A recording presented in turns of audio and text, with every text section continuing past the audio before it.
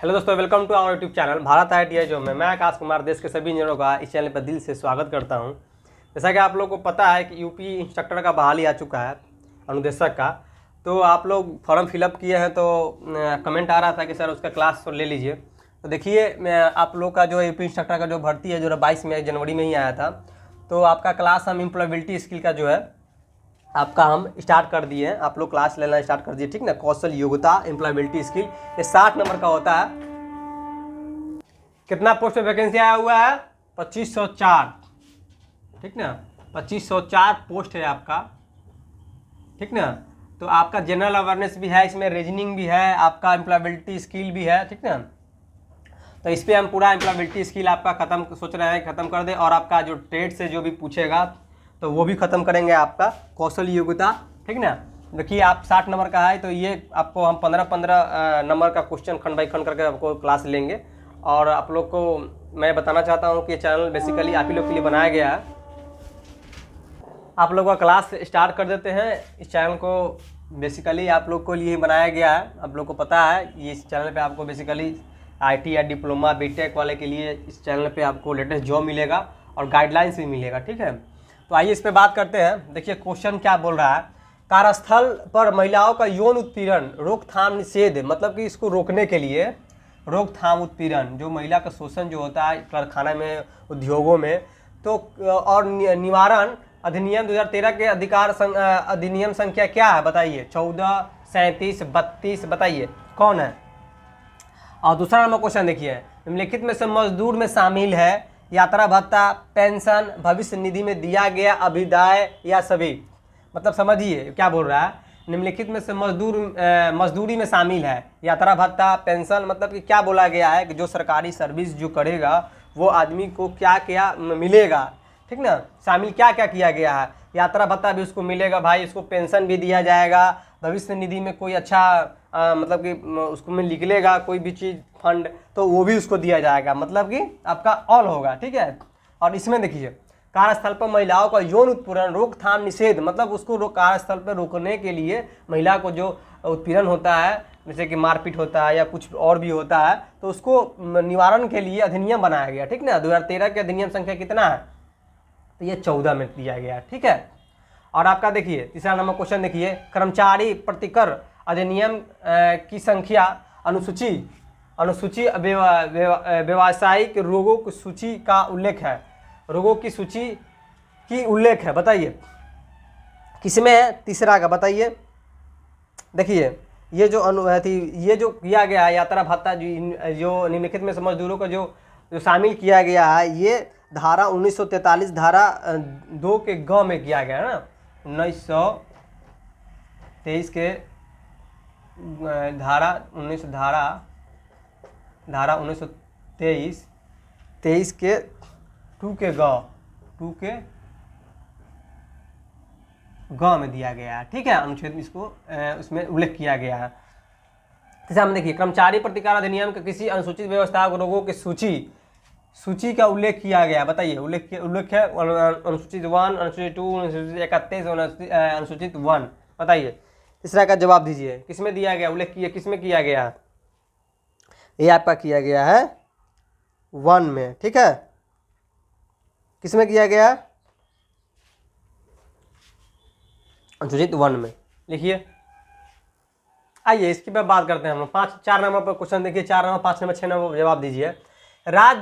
कर्मचारी राज्य बीमा अधिनियम 1948 कब लागू किया गया है? 1 अगस्त 1948, 15 अगस्त 1948, 30 अगस्त 1948 या 15 अगस्त 1948।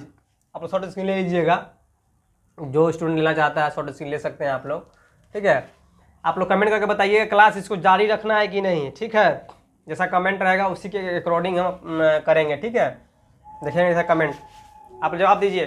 तो दोस्तों बताइए, इसका जवाब दीजिए आप लोग। कर्मचारी राज्य बीमा अधिनियम 1948 कब लागू किया गया था? 31 अगस्त 1948 को लागू किया गया था, जी सर, ठीक है। देखिए, नियम द्वारा उस तारीख से जिसको अभिदाय शोधन हो जाएगा तो कितनी अवधि के बाद कोई आदेश पारित नहीं किया जाएगा? 3 वर्ष, 5 वर्ष, 2 वर्ष, 7 वर्ष। मतलब कहने का मतलब देखिए, निगम द्वारा उस तारीख का जिसको अभिप्राय शोधन हो जाएगा तो उसकी अवधि के बाद मतलब क्या जो आदेश पारित किया जाएगा, तो मतलब जो आदेश हम पारित कर दिए, ठीक है, तो उसका वैलिड डेट जो होता है ना, उसका क्या होता है 3 वर्ष, 5 वर्ष, 2 वर्ष, 7 वर्ष, ठीक है, क्या रखा गया है। ये 5 वर्ष के बाद आप अथी नहीं कर सकते हैं, कोई क्लेम नहीं कर सकते हैं, ठीक ना, नहीं किया जाएगा, वैलिड अनवैलिड हो जाएगा आपका। कोई भी नियोजन कर्मचारी उसको उस काल अवधि के दौरान पदच्युत नहीं किया जाएगा। मतलब कहने के मतलब समझिए, इसका आंसर ऑप्शन देख लीजिए। बीमारी प्रसुविधा के दौरान, प्रसुविधा के दौरान, या ए बी दोनों, या कभी भी नहीं। बताइए इसमें क्या बोल रहा है, कहने का मतलब समझिए। कोई भी नियोजन कर्मचारी मतलब कि कोई सरकारी कर्मचारी है तो उस मतलब कि उसको कालावधि के दौरान प्रस्तुत किया जाता है। मतलब कि बीमारी के पश्चात, जैसे कि उसको बीमारी है तो उसमें आप उसको हटा नहीं सकते हैं, या प्रस्तुति अवधि के दौरान, या कोई डिलीवरी पेशेंट है उसको नहीं हटा सकते हैं, या ए बी दोनों, या उपरोक्त सभी। बताइए आपका जवाब क्या है, बताइए। क्वेश्चन शॉर्ट से ले लीजिए आप लोग, आपका ए बी दोनों, ठीक ना। बीमारी जब कार्य कर्मचारी कोई फैक्ट्री में काम कर रहा है, या सरकारी हो या प्राइवेट हो, तो वो बीमार है, तो कहने का मतलब उसको आप पद सुविधा के दौरान उसको हटा नहीं सकते। मतलब कि वो बीमार है तो उसको जॉब से निकाल नहीं सकते हैं, कहने का मतलब ये है, ठीक है। और आपका प्रसूति सुविधा के मतलब कि आप वो डिलीवरी उवरी पेशेंट है, या कुछ हुआ है, उसको दिक्कत है, शारीरिक या मेंटली डिस्टर्ब है, कुछ दिक्कत है, उसको पारिवारिक स्थिति खराब है, दैनिक चल रही है, तो आप सर उसको नहीं निकाल सकते हैं, ये नियम बनाया गया है, ठीक है। तो वही बोला गया है इसमें, ठीक है। और देखिए ये जो नियम है निगम द्वारा जो उस तारीख को जो ये 5 वर्ष दिया गया है, इस नियम को जो 45 भाग ए में रखा गया है, ठीक ना। ये 45 धारा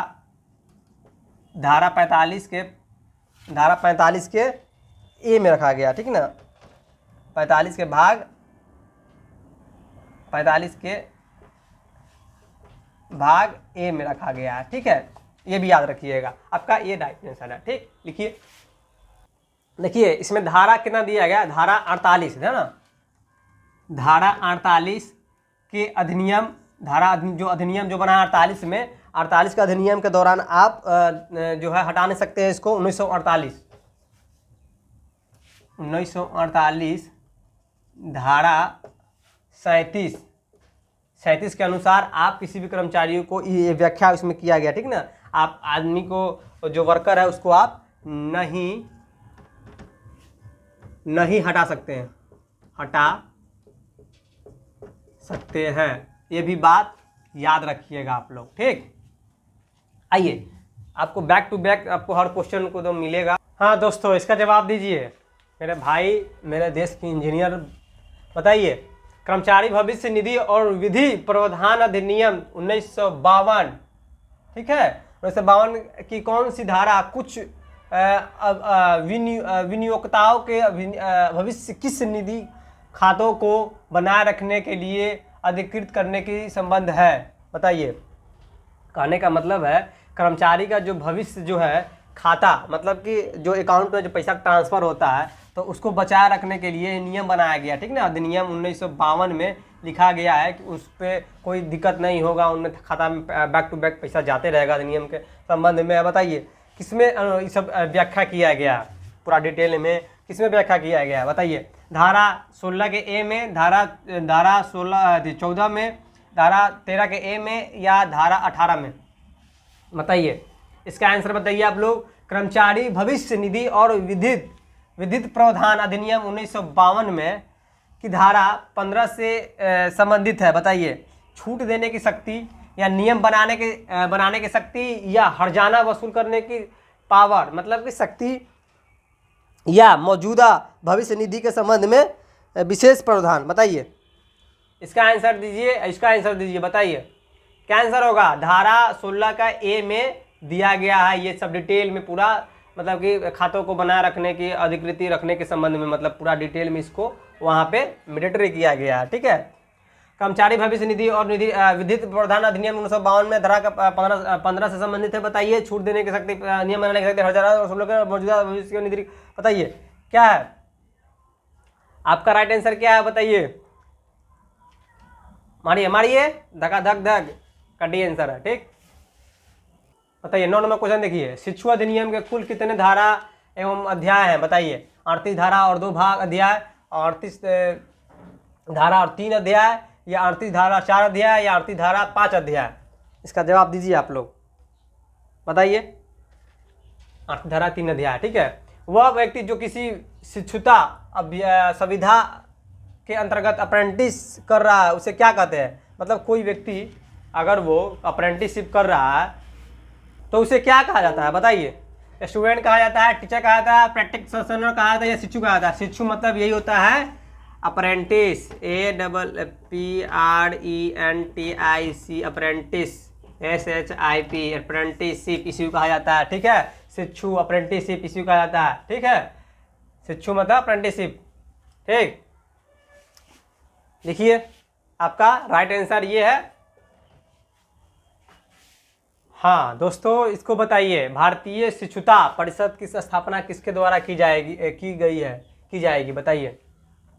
केंद्रीय सरकार द्वारा। जो शिक्षुता मतलब समझ रहे हैं, जो अप्रेंटिसशिप जो होता है, शिक्षुता जो पढ़ते हैं, परिषद किसकी स्थापना द्वारा की जाएगी बताइए। केंद्रीय सरकार द्वारा, श्रम मंत्रालय के सचिव द्वारा, या श्रम मंत्रालय द्वारा, या राज्य सरकार द्वारा। ठीक ना, केंद्रीय के बात कर रहा है, आप लोग समझिए, केंद्रीय के बात कर रहा है तो केंद्र का काम है तो केंद्र सरकार ही हैंडल करेगा। अगर राज्य में होता तो राज्य सरकार करती। ठीक है, आपका ए राइट है। कारखाना अधिनियम 1948 में कुल कितने अनुसूचित हैं बताइए। 5, 4, 3, 2 बताइए। इसमें कितने क्या इतना 3 है। ठीक, कारखाना अधिनियम 1948 में कुल कितने अनुसूचियाँ हैं। इसका जवाब आप लोग कमेंट में करके बताइएगा हमें। ठीक, HW में आप लोग का दे दिए हम। ठीक, इसका जवाब दीजिए आप लोग। कारखाना अधिनियम 1948 के अंतर्गत कुमार से निम्नलिखित व्यक्ति अभिप्रेत है बताइए, अभिप्रेत है बताइए। जिसने अपनी आयु का 18वां वर्ष पूरा कर लिया है। जो लड़का 18 से पूरा कर लिया है उसे अंतर्गत क्या आता है, कुमार में आता है। कुमार समझिएगा, ठीक ना, कुमार। जिसने अपनी आयु का 15वां वर्ष पूरा कर लिया है लेकिन 18 वर्ष पूरा नहीं किया है, वो आता है। या जिसने अपनी आयु 14वां वर्ष पूरा कर लिया है परंतु 18वां वर्ष पूरा नहीं किया है, उसमें आएगा ये। या जिसने अपनी आयु 15वां वर्ष पूरा नहीं किया है। ठीक ना, आपका आंसर बी होगा। जिसने अपनी आयु का 15वां वर्ष पूरा कर लिया है किंतु 18वां वर्ष पूरा नहीं किया है। ठीक, आपका लास्ट क्वेश्चन एक और। हाँ, ये किसमें दिया गया है, धारा 2 के ख में। धारा 2 के ख में इसमें पूरा अच्छी तरह से मिलिट्री किया गया ये धारा में। ठीक, इसका जवाब दीजिए आप लोग। ठीक है, लास्ट क्वेश्चन है आपका, 15 क्वेश्चन पूरा हुआ। इसका जवाब दीजिए। कारखाना अधिनियम 1948 के अंतर्गत कैलेंडर वर्ष से तात्पर्य है। जो कारखाना अधिनियम जो है 1948 के अंतर्गत जो हम लोग काम करते हैं कहीं भी, तो किस कैलेंडर को फॉलो करता है, किस तारीख। 1 जनवरी से आरंभ होने वाली 12 माह की काल अवधि, या 1 अप्रैल से आरंभ होने वाली 12 माह की काल अवधि। बताइए बताइए बताइए बताइए। 1 जुलाई से आरंभ होने वाली 12 माह तक काल अवधि है। 1 मई से 12 आ रहे थे। 1 मई से आरंभ होने वाली 12 माह की काल अवधि। बताइए, इसका राइट आंसर ए होगा। ठीक, तो जितने भी स्टूडेंट नए आए हैं चैनल को प्लीज़ सब्सक्राइब कर दीजिएगा। न्यू जॉब अपडेट पाइएगा इस चैनल के माध्यम से, आप लोग अपडेट मिलेगा आपको। ठीक है, तो जय हिंद, जय भारत, जय बिहार। आप लोग कमेंट करके बताइएगा कैसा लगा क्लास।